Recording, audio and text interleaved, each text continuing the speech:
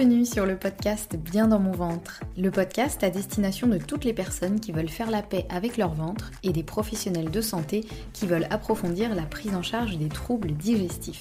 Je m'appelle Anne-Sophie Basquet, je suis naturopathe, formée à la micronutrition et passionnée par tout ce qui touche de près ou de loin à la digestion, au microbiote et à ce qu'on appelle le deuxième cerveau. Mon objectif, apprendre le plus de choses possibles sur tous ces sujets et vous les transmettre ensuite via ce podcast, mais aussi via des formations en ligne. Ici, chaque semaine, je vous dévoile mes dernières trouvailles et retours d'expérience en termes de santé naturelle, alimentation et hygiène de vie, pour que vous ou vos clients puissiez retrouver un ventre serein et une pleine santé physique et mentale. Bonne écoute! Bonjour et bienvenue dans ce nouvel épisode. On se retrouve aujourd'hui avec l'épisode numéro 108, dans lequel nous allons parler de polymorphisme génétique et de leurs conséquences sur la santé. Alors je sais, le titre peut faire un petit peu peur et effectivement on va rentrer dans des choses un petit peu complexes, mais promis, je vais essayer de vous rendre ça simple et intelligible. Et on va donc parler effectivement des polymorphismes génétiques. Bon alors c'est pas non plus normalement une énorme surprise pour vous. Si vous avez écouté les épisodes sur le FUT2, je vous ai déjà parlé effectivement des polymorphismes génétiques. Donc normalement vous savez un petit peu ce que c'est, mais au cas où, je vais vous remettre un petit peu les bases. Donc qu'est-ce que c'est un polymorphisme ? Un polymorphisme, c'est une expression différente d'un gène. En gros, globalement, on a tous les mêmes gènes, mais ils s'expriment différemment selon les personnes. C'est d'ailleurs pour ça que certains ont les yeux bleus, d'autres ont les yeux verts ou marrons ou d'autres couleurs. En général, c'est quand même les trois qui reviennent le plus. Donc dans le genre humain, en tout cas, on a tous les mêmes gènes. C'est pour ça que on se ressemble quand même tous plus ou moins en termes de structure physique et de fonctionnement au niveau des organes, etc.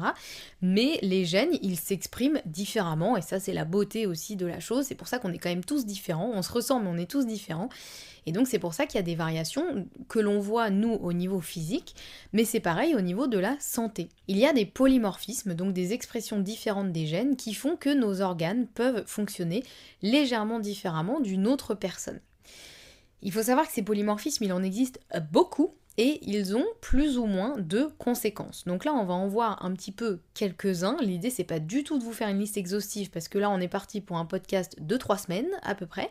Et puis, surtout, on va s'intéresser à ceux qui nous concernent le plus puisqu'ils vont influencer effectivement un peu plus la digestion. Donc l'objectif de cet épisode, c'est pas du tout de vous faire un cours magistral sur les polymorphismes génétiques, c'est plus de vous expliquer un petit peu ce que c'est, de vous donner un petit peu des indications sur les principaux polymorphismes génétiques, mais ensuite après, bien sûr, ce sera à vous d'aller creuser si vous le souhaitez. Donc au niveau des polymorphismes génétiques, on peut en citer quelques-uns, dont mon préféré, clairement, celui dont je vous parle le plus, qui est ce fameux FUT2, qui est un polymorphisme qui implique que selon l'expression du gène, une personne va avoir un mucus de plus ou moins bonne qualité. Donc pour rappel, si vous n'avez pas écouté les épisodes sur le FUT2, je vous le refais rapidement.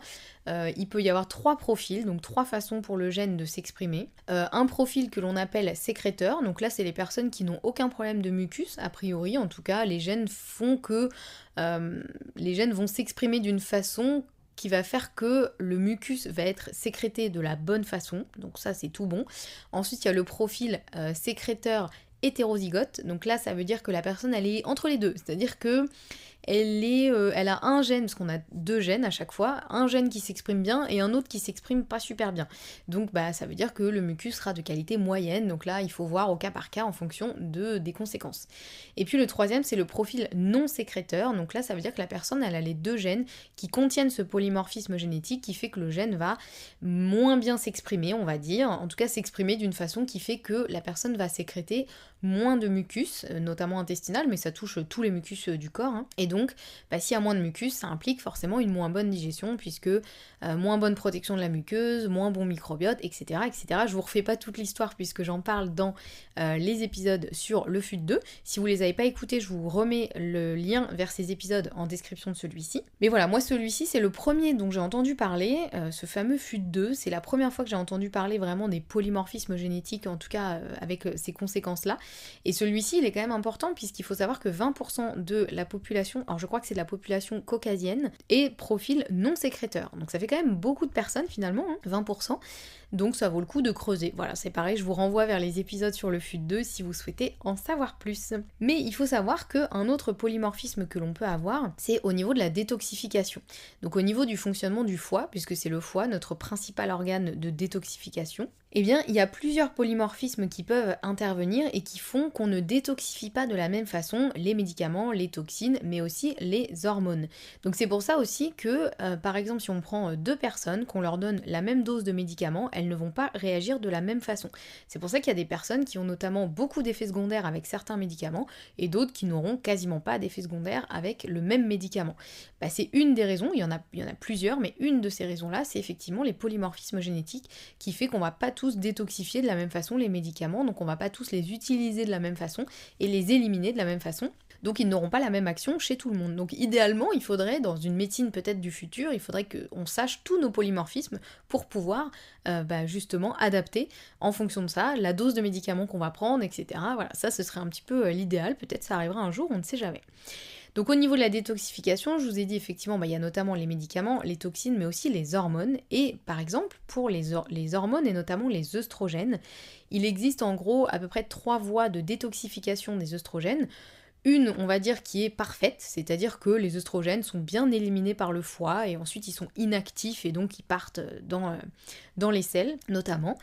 Il y a une voie qui est un peu moyenne. Vous voyez, en général, il y a toujours 3 voies, une qui est géniale, une qui est pourrie et une au milieu. Si je caricature, c'est un peu ça, c'est comme un peu pour le FUT2.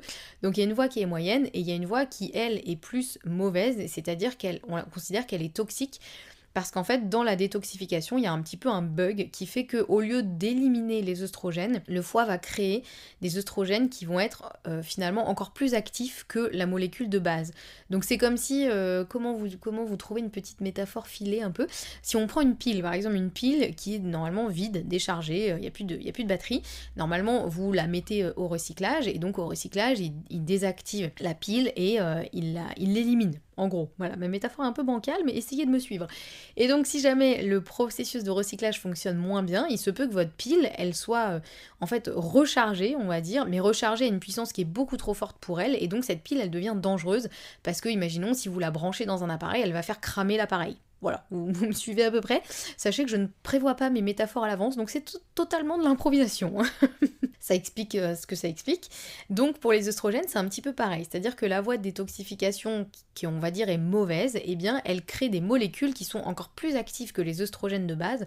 Donc elle crée un environnement qui va être plutôt hyper oestrogénisant, on va dire, puisque plutôt que d'éliminer le déchet, au contraire, elle le remet dans la circulation, et un déchet qui est encore plus, j'allais dire efficace, mais non, qui est encore plus actif, on va dire, que celui d'avant.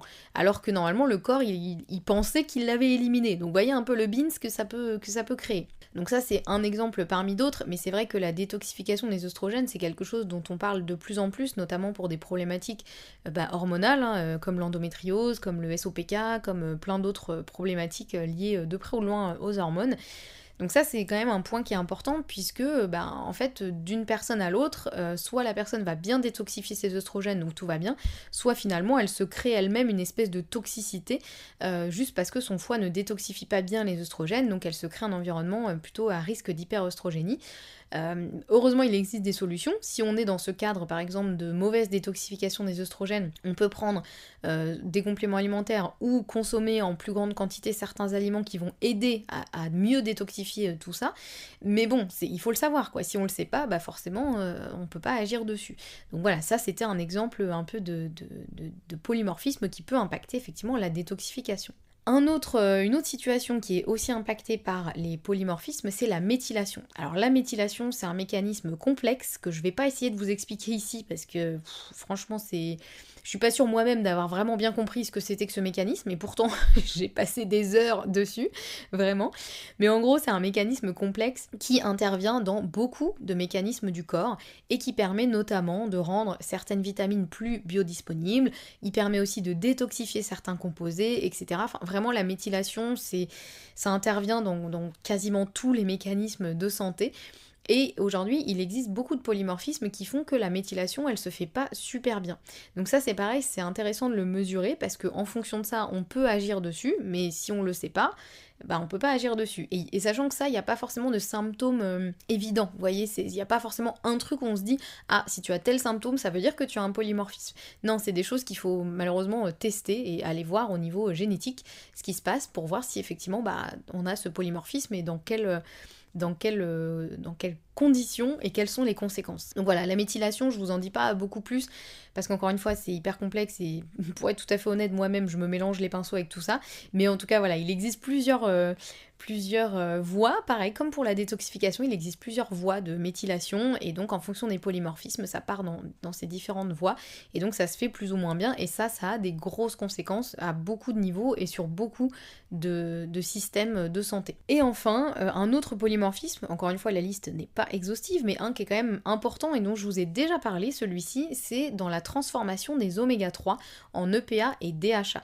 Ça se fait via une enzyme qu'on appelle la delta-6 désaturase, et il se trouve qu'il existe beaucoup de polymorphismes sur cette delta-6 désaturase, elle n'est pas facile à dire celle-ci, qui font qu'elle fonctionne plus ou moins bien. Et chez certaines personnes, elle fonctionne vraiment au ralenti. Donc ça veut dire que ces personnes-là, elles vont consommer des oméga 3, et pour rappel, je vous refais le petit schéma, petite parenthèse, les oméga 3, donc c'est une forme, on va dire, et idéalement le corps va les découper ensuite en notamment des EPA et des DHA, qui sont les molécules, on va dire, actives des oméga 3. Il n'y a pas que ceux-là, hein, mais c'est les deux en général dont on manque le plus, et c'est celles qui vont nous intéresser le plus. Et donc cette transformation des oméga 3 en EPA, DHA, donc elle se fait via la delta-6 désaturase, et quand cette delta-6 désaturase, elle fonctionne au ralenti, bah, la personne, elle va consommer plein d'oméga 3, sauf qu'elle va avoir beaucoup de mal à les transformer en EPA et DHA.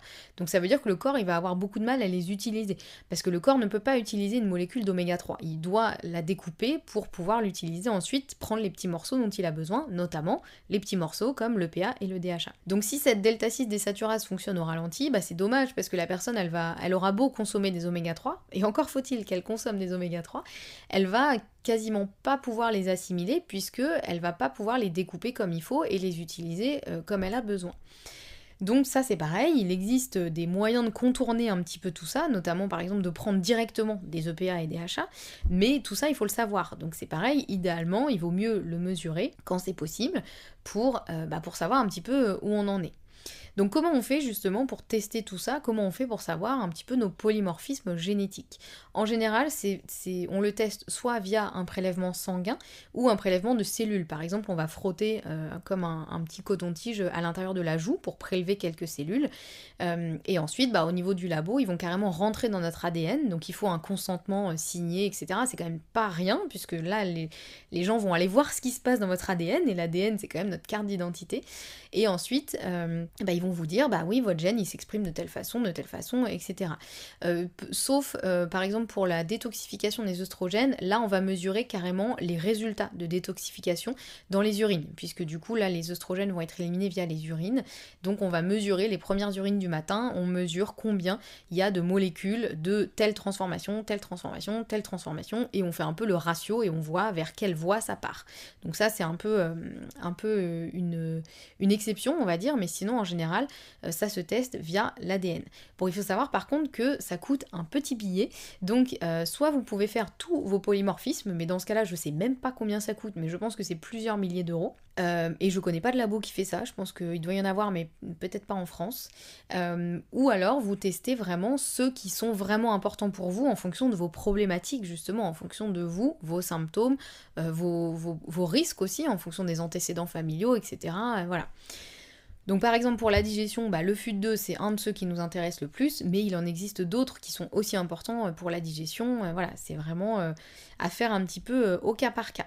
J'espère en tout cas que c'est un petit peu plus clair pour vous, tous ces polymorphismes et leurs conséquences sur la santé, sur la digestion, mais pas que. Vous aurez compris qu'ils peuvent impacter vraiment plein de mécanismes, on va dire, de santé. Et puis si vous voulez en savoir plus sur les troubles digestifs et comment trouver de vraies solutions, je vous rappelle que je suis en train de créer une formation à destination de toutes les personnes qui ont des troubles digestifs et qui souhaitent justement mieux comprendre ce qui se cache derrière pour trouver de vraies solutions et enfin enfin avoir des réponses. Donc vous pouvez vous inscrire sur la liste d'attente pour recevoir toutes les informations en avant-première et je réserve une petite surprise aux inscrits.